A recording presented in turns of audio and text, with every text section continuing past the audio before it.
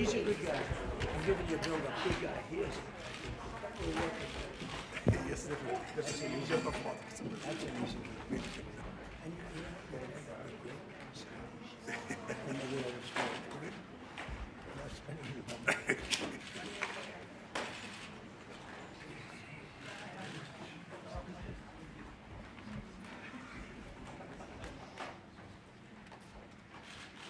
Well, thank you very much, everybody. We have a extremely respected man in the Oval Office today, and a friend of mine for a long time, a very good friend of mine. And I'm very proud of the job he's done. What he's done is incredible in terms of human rights and everything else. And he's the Crown Prince, the future king, and I just want to pay my greatest respect to your father, the king, who is an amazing man. I met him early on. He greeted me at the airport at an age that was pretty high up there, and it was about 117 degrees, and he was standing on the red carpet as I came out of the plane. And he's amazing. And when I met his brilliant son, it was at the Oval Office. Shortly thereafter, you came in representing the country, and I called the father. I said, "This guy is fantastic." And I don't know if that helped you or hurt you, but obviously it couldn't have hurt too much, because here you are, right? But we had a great meeting, and the office has changed quite a bit, and we inherited a mess. You actually told me you thought the country was in big trouble. I'm not going to use the exact word that you use. I refuse to say that you thought our country was dead a year and a half, 2 years ago, but a country was in trouble, and now we have the hottest country in the world. You said that also. And we do. We have the United States is right now the hottest country in the world. And between the tariffs and the election, November 5th election, we've done things that nobody can believe. $21 trillion will be the amount invested in the United States or committed to invest in 1 year. So I'm here 9 months. We're up to almost $18 trillion. Biden, as an example, the Biden administration, if you call it that, it's not, to me, it was the Biden lack of administration. They were less than $1 trillion for 4 years. We're going to be $21 trillion for 1 year. I think that's hard to believe. The biggest in history was a certain country, $3 trillion. We're going to be $21 trillion. On top of that, prices are coming down. We inherited a mess with high prices. The worst inflation in the history of our country. We had inflation that was a single 4 years, the worst inflation in the history of the United States. Gas prices through the roof, and that's after destroying our petroleum reserve, which was meant for wars and big emergencies, not to try and win an election. They opened up the reserve so that people get $3 less in gasoline, and it didn't work. They got about 3 cents less, because as big as those reserves are, they're peanuts when you're talking about that kind of traffic. And we're rebuilding the reserves. We're doing all of this, and we've done a job. We're also bringing down prices very substantially, and we've already brought them down very, very substantially. Gasoline is way down. I think you'll be seeing $2 gasoline, but we're now at $2.50, $2.45. Some are lower than that. It was $4.50, $5, $6, $3.50, $3.75. Under Biden, all different numbers, but way high. And we have energy way down. But the biggest thing to me, because I know what it means in jobs, is the fact that we're at over $17 trillion, Scott, and we expect to be around $21 trillion in 1 year. And that's many times bigger than in history. The highest number was $3 trillion. And we're going to be at $21 trillion. That means new plants, new AI, new auto plants. We have auto plants coming in from Canada, from Mexico, from Germany, from Japan. Toyota just agreed to invest $10 billion on new auto plants, all American workers. We've never been in a position like this. You can go back to the beginning. Our country has never been in a position like this.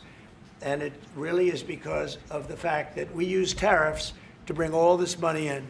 And you're going to see the results in a year when these plants start to open up. We have more plants under construction now than at any time in the history of our country. And these are big plants. These are the biggest plants anywhere in the world. And I want to thank you because you've agreed to invest $600 billion into the United States. And because he's my friend, he might make it $1 trillion, but I'm going to have to work on him. But it's 600. We can count on 600 billion, but that number could go up a little bit higher, yes, or I don't know. We'll see. But we appreciate it very much. So Saudi is going to be investing at least $600 billion, and that means investments in plants, in companies, money on Wall Street, and what it really means for everybody that really counts is jobs, a lot of jobs. We have a lot of jobs. So I just want to thank you. We've been really good friends for a long period of time. We've always been on the same side of every issue. I think we've done a great job in wiping out the nuclear capacity of Iran. Nobody else could have done that. No other president would have done it. We had the pilots in the Oval Office right here. We were celebrating a very successful attack. So I had them in with that beautiful B-2 bomber that's over there. And they said, sir, for 22 years, we practiced this attack. Our predecessors, these were very young guys, so 22 years, they said our predecessors and us practiced the attack on Iran, but no president ever gave us the go-ahead. 3 times a year they went out and they practiced the attack. Nobody let us do it until you came along, and I let them do it because it was the right thing to do. You can't have a nuclear Iran. And so we put you in a very good position. But I just want to say it's an honor to be your friend, and it's an honor that you're here. And if you'd like to say a few words, but thank you very much. Well, thank you, Mr. President.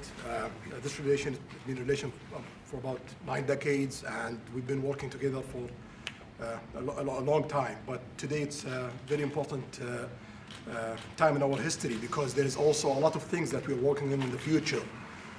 We believe in the future of the United States of America. We believe in what you're doing, Mr. President, really creating a lot of good things and good foundation to create more economic growth, more business in America. And it will also your work for the world peace. I believe, Mr. President, today and tomorrow we're going to announce that we are going to increase that $600 billion to almost $1 trillion of investment, real investment and real opportunity by details in many areas. And the agreement that we are signing today in many areas in technology, in AI, in rare earth materials, magnet, etc., that will create a lot of investment opportunities. So you are doing that now. You're saying to me now that the $600 billion will be $1 trillion. Definitely, because what we are signing, it will facilitate that, and we I like will that build very on much. it. Go ahead. You worked hard. No, that's great. I appreciate that. That's great. We're doing numbers that nobody's ever done.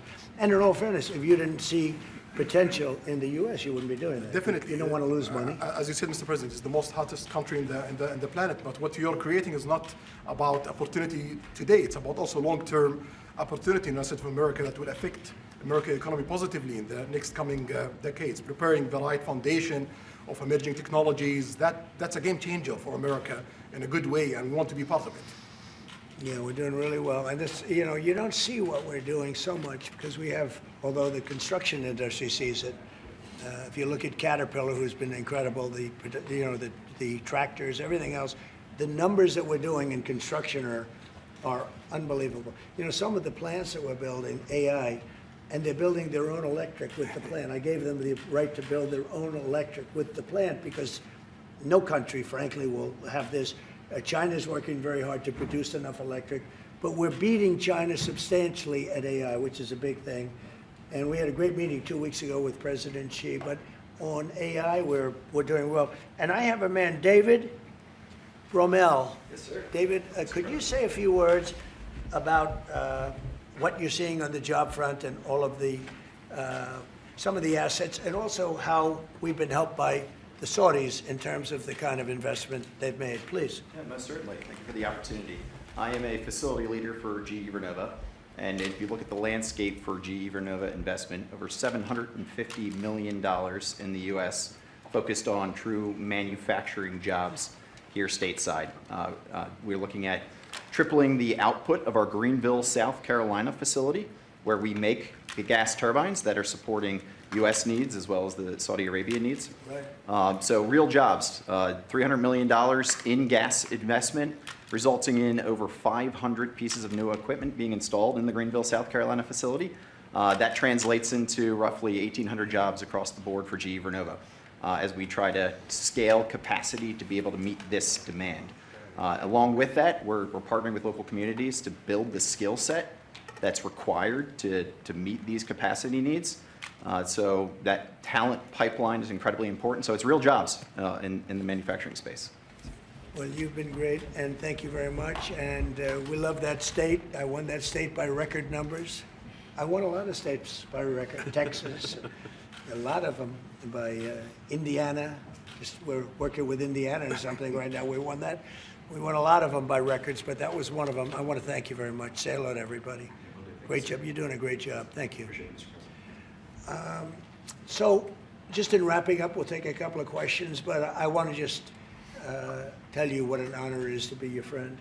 And I very much appreciate the investment of now $1 trillion, okay? I'm glad you got that out. I didn't want to be the one to tell them, but that's great news. We keep increasing, Mr. President. I know. Each time the opportunities are just increasing more and more. Well, the opportunities, right? You know, we're doing better. Even if you look back 6 months ago, I mean, all of a sudden you feel even better. So, and I think we're only going to go in one way. Does anybody have any questions? Mr. President, have you approved the export licenses for advanced chips to Saudi Arabia? The export licenses? We are working on that. We're negotiating that right now. Marco, do you want to talk about that, or Scott? Yeah, well, I mean, that's part of, we may have announcements on that later today, but that's what we've been working on is the mechanics by which something like that could be achieved, and it's part of the broader process, part of this broader engagement and cooperation between our two countries. Certain levels of chips. Yeah. And for the Crown Prince, Your Royal Highness, you're talking about $1 trillion of investment. Could the kingdom continue to do that with oil prices in the mid-60s? We are not creating a fake opportunities to, please America, please President Trump. It's real opportunities. For example, when you ask about the AI and the chips, Saudi Arabia have a huge demand a huge need of computing power, and we're going to spend in the short term around $50 billion by consuming those semiconductors for our needs in Saudi Arabia. And with the agreement that we're going to have with South America, that will allow us to focus that consuming power in the short term by $50 billion from the South America, and long term with hundreds of billions of dollars in the long term. So there's a lot of real opportunities that fit to our need in Saudi Arabia and fit to our investment strategy. Mr. President, is it appropriate, Mr. President, for your family to be doing business in Saudi Arabia while you're president? Is that a conflict of interest? And Your Royal Highness, the U.S. intelligence concluded that you orchestrated the brutal murder of a journalist. 9/11 families are furious that you are here in the Oval Office. Why should Americans trust you? And the same to you, Mr. President. Now, who are you with? I'm with ABC News, sir. You're with who? ABC News, sir. Fake news. ABC fake news. One of the But the worst. question is One of the legitimate, worst sir. in the business. But I'll answer your question. Thank you. I have nothing to do with the family business. I have left, and when I've devoted 100% of my energy. What my family does is fine. They do business all over. They've done very little with Saudi Arabia, actually. I'm sure they could do a lot. And anything they've done has been very good. That's what we've done. We've built a tremendous business for a long time. I've been very successful. I decided to leave that success behind and make America very successful. And I've made America more successful by far than it ever was, and that it ever could have been, no matter who was president. There would be nobody bringing in $21 trillion, that I can tell you right now. As far as this gentleman is concerned, he's done a phenomenal job. You're mentioning somebody that was extremely controversial. A lot of people didn't like that gentleman that you're talking about. Whether you like him or didn't like him, things happen. But he knew nothing about it, and we can leave it at that. You don't have to embarrass our guest by asking a question like that. Okay, since you asked, Mr. President, Please, go ahead. you allow me to answer. I feel painful about the families of 9/11 in America, but we have to focus on reality. Reality based on CIA documents and based on a lot of documents that Osama bin Laden, he used Saudi people in that event for one main purpose, is to destroy this relation, to destroy the American-Saudi relation. That's the purpose of 9/11. So whoever buying that means they are helping Osama bin Laden's purpose of destroying this relation. He knows that strong relation between America and Saudi Arabia, it's bad for extremism, it's bad for terrorism. And we have to approve him wrong and to build our relation, continue developing our relation. It's critical in the safety of the world. It's critical against extremism and terrorism. About the journalists, it's really painful to hear, anyone that been losing his life for, no real purpose or not in a legal way, and it's been painful for us in Saudi Arabia. We've did all the right steps of investigation, etc., in Saudi Arabia, and we've improved our system to be sure that nothing happened like that, and it's painful and it's a huge mistake, and we are doing our best that this doesn't happen again. Mr. President, Mr. President, this side, Mr. thank you, President. Mr. President. The Crown Prince has been instrumental in helping lifting the sanctions on Syria. Will there be any joint investment between the U.S. and Syria? And will you visit Damascus? Are you from Syria? No, but Where are you from? I'm from Palestine. Oh, you're making a lot of progress, huh? Very good. Well, they like me. The Palestinians like me. The Palestinians are doing very well, actually. I think we're working very closely with a lot of people to make everybody happy, including Israel, the Palestinians, and everybody. That's very interesting. No, I think that I will tell you, the Crown Prince called me, and he specifically asked me if I would lift the sanctions on Syria, because he wants to see Syria make it. As you know, the leader of Syria was just here, and we had a great meeting, and he's a strong guy, and I guess you need a strong person to run it. And I think Syria's made tremendous progress. And we did lift the sanctions at the request of the Crown Prince. Also, the president of Turkey, Erdogan, called me specifically. He said, if you don't lift the sanctions, Syria doesn't have a chance. If you do, they have a very good chance. And between the two of them and some others, I lifted the sanctions. And the results so far have been pretty good. Mr. President, you are- can I ask you a question about the F-35s that are being sold Sure. to Saudi Arabia? Are these the same ones that are being used by the Israeli military? And if so, how does that allow for the qualitative military edge for Israel? And then I want to ask you, because you brought up the plight of the Palestinians, are you aware of relocation flights to South Africa that are taking place right now? Which flights? There are relocation flights that are taking place. Some Palestinians are being charged up to $2,000 I'm a not going to seat. South Africa for the G20 because I think their policies on the extermination of people are unacceptable. So I'm not going, so I won't refer to anything having to do with South Africa. South Africa has behaved extremely badly. But I will say that when you look at the F-35 and you're asking me, is it the same? I think it's going to be pretty similar, yeah. How will that This affect- is a great ally, and Israel's a great ally. And I know they'd like you to get planes of reduced caliber. I don't think that makes you too happy. They've been a great ally. Israel's been a great ally. And we're looking at that exactly right now. But as far as I'm concerned, I think they are both at a level where they should get top of the line. Yes, please. Can I just quickly ask for the Crown Prince, if I could just ask about reached an the agreement direct on a talks defense- between It's U.S. all right. and Steve, 1 second. Go ahead. Have you reached an agreement on a U.S.-Saudi defense treaty today? And are you going to bring up the Abraham Accords in your discussion? I already brought them up. What did you say? I think I got a positive response. Would you like to respond? Yeah, so I'll put you on the spot. yeah, so definitely we believe having a good relation with all Middle Eastern countries, it's a good thing, and we want to be part of the Ibrahim Accord, but we want also to be sure that we secure a clear path of two-state solution. And today we have a healthy discussion with Mr. President that we're going to work on that to be sure that we can prepare the right situation as soon as possible to have that happen. I think we're, I don't want to use the word commitment, but we've had a very good talk on the Abraham Accords. We talked about one state, two state. We talked about a lot of things in a short period of time. We'll be discussing it further, too. But I think you have a very good feeling toward the Abraham Accords. Yes, definitely, Mr. President. We want peace for the Israelis. We want peace for the Palestinians. We want them to coexist peacefully in the region, and we will do our best to reach that day. And the defense agreement, have you reached agreement on that? We pretty much have. Mr. President, Quick question for the Crown Prince, if I could just finish. We have reached agreement on that. Okay. I wanted to ask you about the direct talks between the United States and Iran. Have you been fully briefed on that, and are you concerned at all about how this might impact Saudi security interests? Well, we are close ally. We'll be working closely together on that issue, and we will do our best to help to reach a deal between the United States of America and Iran. And we believe it's good for Iran's future to have a good deal that will satisfy the region and the world and the United States of America. So we will do our best to see that they happen. And by the way, Iran does want to make a deal. I can say I think they very badly want to make a deal. I am totally open to it, and we're talking to them, and we start a process. But it would be a nice thing to have a deal with Iran, and we could have done it before the war, but that didn't work out.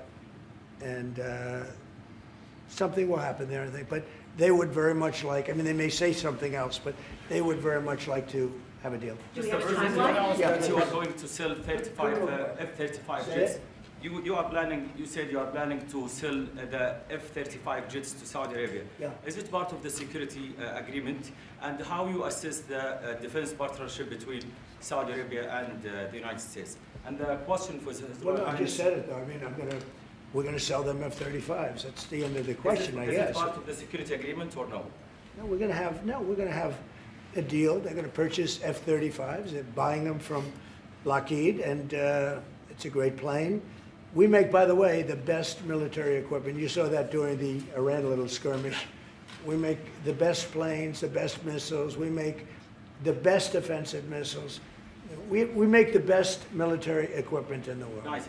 For His Royal Highness, I would like to ask you about how you see the cooperation between the United States and Saudi Arabia in the advanced technological field, especially AI, and how it will support Saudi Arabia to serve its goal to achieve the vision of 2030. Well, I will try to answer that in short, but definitely there's a lot of interest in many industries between Saudi Arabia and America, and we are signing a lot of agreements in different areas that will really add value to American economy, but also to add value to us in Saudi Arabia. And AI, it's critical for us because one of the long-term problems that we could have is lack of workforce. As you've seen in the past few years, some of them have reached 30% of the global immigration to Saudi Arabia.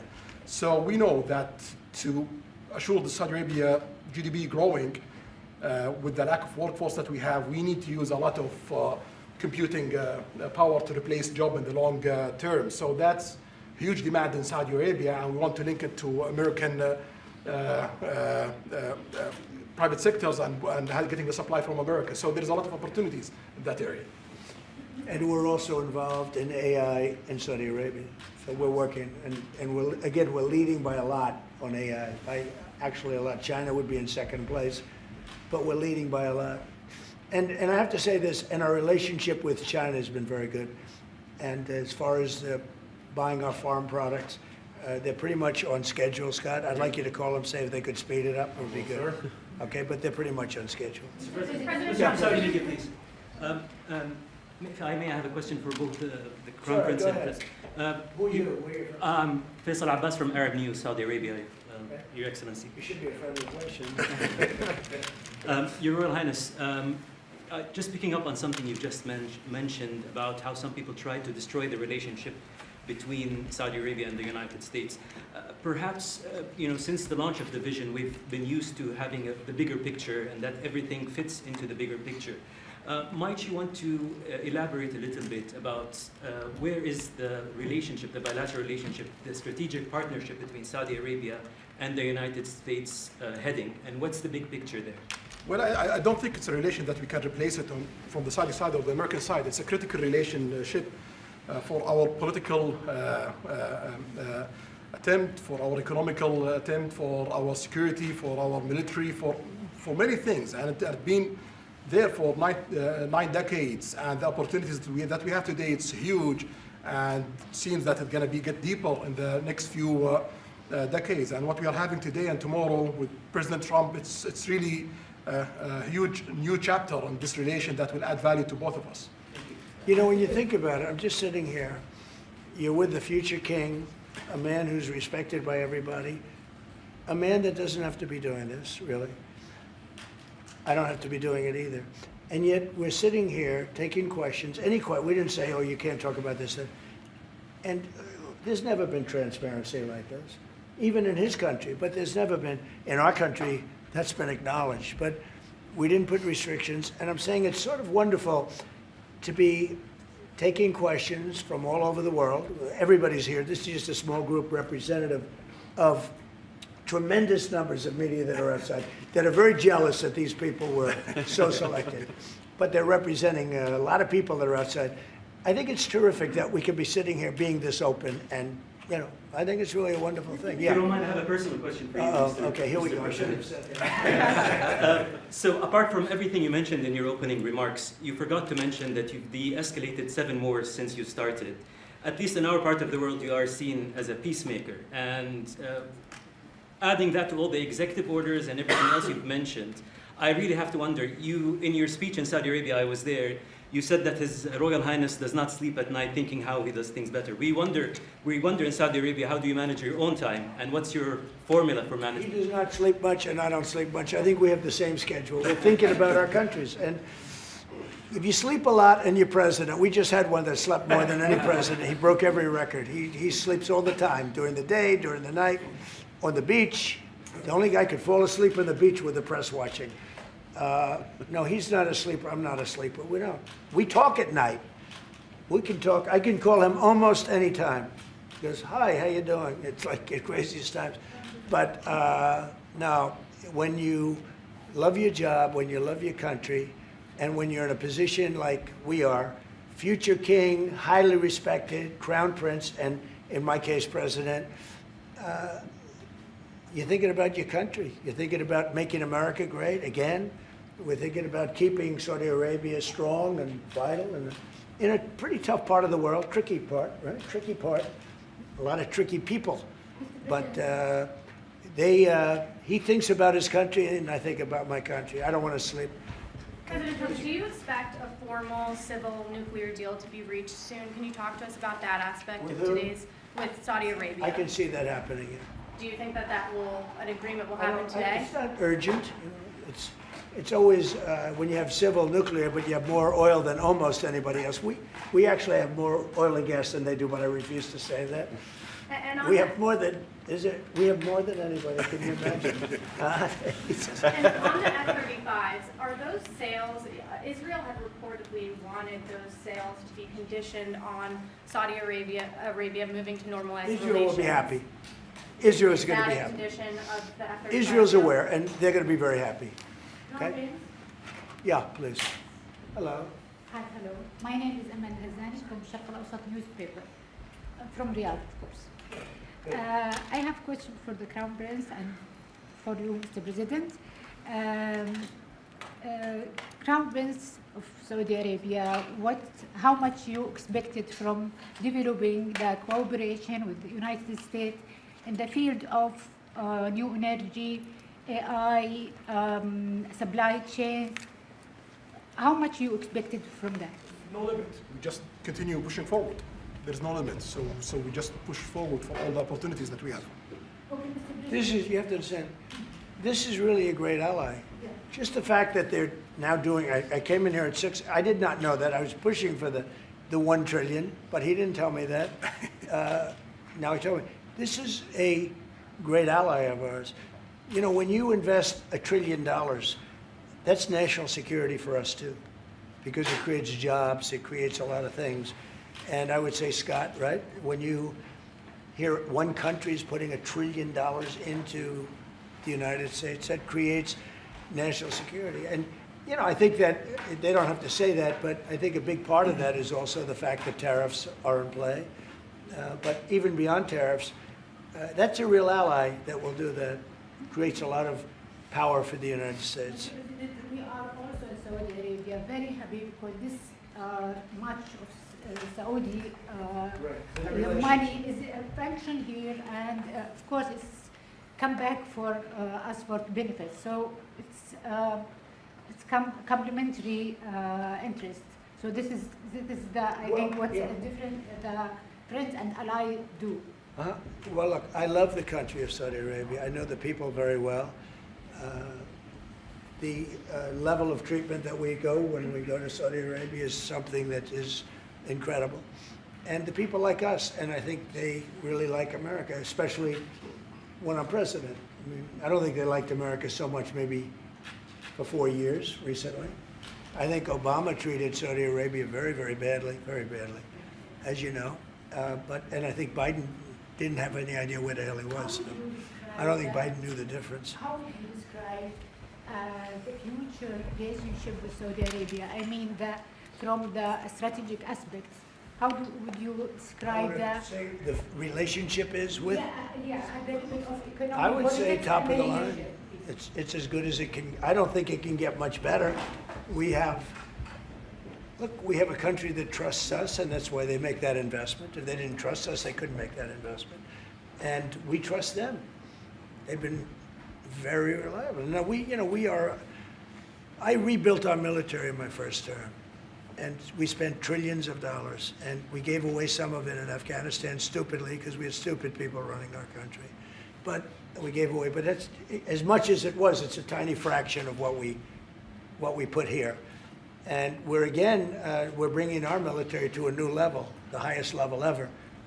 We have those plants are going out. And again, it's all American jobs and everything, so it's good for a lot of reasons. But as far as Saudi is concerned, no, I don't think our relationship could be better. I don't think they had a great relationship under Biden, and I don't think they had a great relationship under Obama. But they have a great relationship under Trump. When we did the Presidential Walk of Fame, you saw that, right? And we're walking, and I asked the Crown Prince, so outside of Trump, because I blow everyone away, who was the best president for Saudi Arabia? And you could, maybe, it's an interesting answer, I don't know.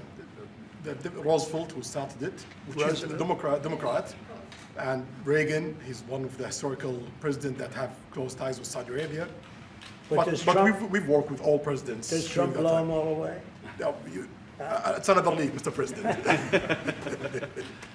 Mr. President, and Trump doesn't give a fist pump. I grabbed that hand. I don't give a hell where that hand's been. I grabbed that hand. Remember Biden? He travels for 20 hours, gets out, and he gives a fist bump. No. When you get out of the plane and you got the future king and the man who's one of the most respected people in the world, you shake his hand. You don't give him a fist bump, right? We don't want to ask you about that, but I can't imagine you were thrilled. You were like a little bit surprised. He's a fantastic guy. You don't do that. Yeah, please. we're getting closer to the end of the year. Have you started the interviews for the Fed chair? Yes. Who have you interviewed? I think I already know my choice. Who is it? Well, I liked him, but he's not going to take the job. He refused. You like Treasury better, right? Much better, sir. So we are talking to various people. And frankly, I'd love to get the guy currently in there out right now. But people are holding me back. He's done a terrible job, hurting housing a little bit. The truth is, we've been so successful, we've blown past his interest rate stupidity. He's been wrong. That's why I call him too late. He's too late. Jerome Too Late Powell. He was recommended to me by a guy that made a bad choice. And it's too bad. But despite that, it's having very little impact because we have all of these things happening. But it has an impact on housing to a certain extent. He's a fool. He's a stupid man. But we have some very good people. Yes, sir. You'll be sitting down with them in the near future. And we have some surprising names, and we have some standard names that everybody's talking about. And we may go the standard way. It's nice to every once in a while go politically correct. But we have some great names. Steve, please. Have you talked to President Maduro of Venezuela yet? Are you still open to that? He wants to talk. Yes, sir. Yeah, I'm open to talk. I talk to everybody. But no, he wants to. They treated us very badly. They sent all of their prison population into the United States, and we're getting them out rapidly. But he sent all of his, and he sends drugs into the United States and other things. No, he treated us badly. He was dealing with a bad president, and he was able to get away. We have now, I think we have the strongest borders anywhere in the world. Nobody's coming in unless they come in legally. We're taking very weak borders where millions of people came in. For the last 6 months, I don't do these reports. They say 0 people have been able to come in. Is that pretty good? I don't know if President, that's right, but it's- Mr. President, why wait for Congress to release the Epstein files? Why not just do it You now? know, it's not the question that I mind, it's your attitude. I think you are a terrible reporter. It's the way you ask these questions. You start off with a man who's highly respected, asking him a horrible, insubordinate, and just a terrible question. And you could even ask that same exact question nicely. You're all psyched up. Somebody psychs you over at ABC. They're going to psych it. You're a terrible person and a terrible reporter. As far as the Epstein files is, I have nothing to do with Jeffrey Epstein. I threw him out of my club many years ago because I thought he was a sick pervert. And I guess I turned out to be right. But you know who does have? Bill Clinton, Larry Summers, who ran Harvard, was with him every single night, every single weekend. They lived together. They went to his island many times. I never did. Andrew Weissman, I hear. All these guys were friends of his. You don't even talk about those people. You just keep going on the Epstein files. And what the Epstein is a Democrat hoax to try and get me not to be able to talk about the $21 trillion that I talked about today. It's a hoax. Now, I just got a little report, and I put it in my pocket, of all the money that he's given to Democrats. He gave me none, zero, no money to me. But he gave money to Democrats. And people are wise to your hoax. And ABC's, your company, your crappy company, is one of the perpetrators. And I'll tell you something. I'll tell you something. So why not just sign it now? I think the license should be taken away from ABC because your news is so fake and it's so wrong. And we have a great commissioner, the chairman, who should look at that because I think when you come in and when you're 97% negative to Trump and then Trump wins the election in a landslide, that means obviously your news is not credible and you're not credible as a reporter. So I've answered your question. You should go and look at the Democrats who received money from Epstein, who spent their time. Larry Summers was with him all the time. That creep, the fund guy, was with him all the time. What's his name? Who? Reid Hoffman. I don't know Reid Hoffman, but I know he spends a lot of money on the radical left. Reid Hoffman, in my opinion, should be under investigation. He's a sleazebag. And those are the people, but they don't get any press, they don't get any news, and you're not after the radical left because you're a radical left network. But I think the way you ask a question with the anger and the meanness is terrible. You ought to go back and learn how to be a reporter. No more questions from you. Who else has a question? Prince, very quickly, I want to ask you, how much money is Saudi Arabia giving for Gaza reconstruction? We are in discussion about that. Still, there is no amount being It'll be a lot. named, but It'll be a we lot. will definitely help. Yeah, he's gonna. It's very important to him. And a quick follow-up, the International Security Force, given your pledge there would be no U.S. boots on the ground, what is the U.S. role going to be in that? And how do you sort of ratify the allegations that this could undermine Palestinian sovereignty and even the path to statehood? Look, I think we're going to get along great with the Palestinians, and we know their leadership. We just had a very, you hate to say war, but it was a war. Very, very successful. And you could say really it was on behalf of everybody. We did that on behalf of everybody. And the outcome was extraordinary because we had the best pilots, the best equipment, the best planes, the best everything. And Israel bought the best equipment. They bought it from us. Everything's from us. It all starts here. This office, I was talking to the Crown Prince a little while. You walk into this office, for somebody from the outside, the Oval Office, it's the most powerful place in the world. You're standing right now in the most powerful place in the world. And no matter how big you are, these are the biggest people, the richest people. They walk into this office. It's special, isn't it? Look at him. He's so happy to be here. But you walk into this office. It's the Oval Office. And we've done a lot of good with this office. I've stopped actually 8 wars. I appreciated your question before. But I've actually stopped 8 wars. I have another one to go with Putin. I'm a little surprised at Putin. It's taken longer than I thought. But we stopped India and Pakistan. I could go through the list. You know the list better than I do. I'm very proud. And I stopped one that was almost ready to start again. You know, there was one that was ready to start. And they're doing very well. So and it all took place right here in the Oval Office, whether by telephone or whether by they came in. Many of these leaders have come in, and they signed their peace deals right here in the Oval Office. So no matter if it's the biggest business people in the world or the greatest leaders in the world, the biggest leaders in the world, like the gentleman on my right, everybody walks into the Oval Office and they say, wow. And now, by the way, the Oval Office is in the kind of condition that it should be in. Whether you look at the walk or the marble floors or anything down the road, we're fixing the White House. And we're building one of the greatest ballrooms ever to be built. We have an event tonight, and we're going to have about 118 people because we have a very small room.